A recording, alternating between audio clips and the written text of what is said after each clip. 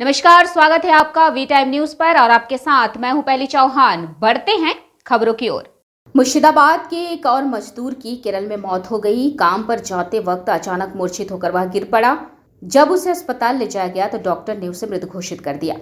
यह घटना बुधवार सुबह केरल के एर्नाकुलम जिले के प्रेमबायूर के मरमपल्ली इलाके में घटी और जैसे ही यह खबर गांव में पहुंची, परिवार के सदस्य फूट फूट कर रोने लगे। श्रमिक का नाम कलाम मंडल बताया गया है। यद्यपि कागजों पर उनकी उम्र 62 वर्ष बताई गई है, परंतु वास्तव में उनकी उम्र 52 वर्ष है। उनका घर मुर्शिदाबाद के जालमगीर के गौरीपुर इलाके में है। पारिवारिक सूत्रों के अनुसार कलाम लगभग 30 वर्षों से दीगर प्रदेश में काम कर रहे थे।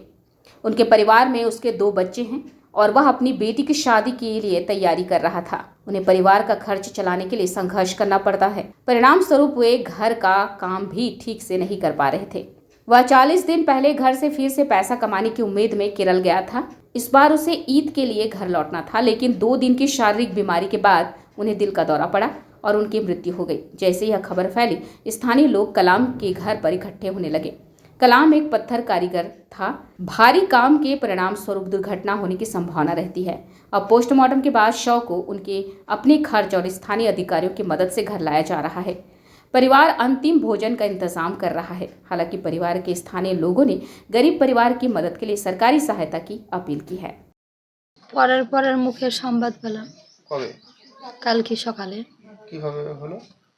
হলো কাজে যাচ্ছিল, লোকের মুখে যা শোনা তাই, আমরা তো চোখে দেখিনি বিদেশে। এমনি কাজে যাচ্ছিল, দিয়ে পড়ে মরে গেছে, দিয়ে হসপিটালে ঢুকেছে।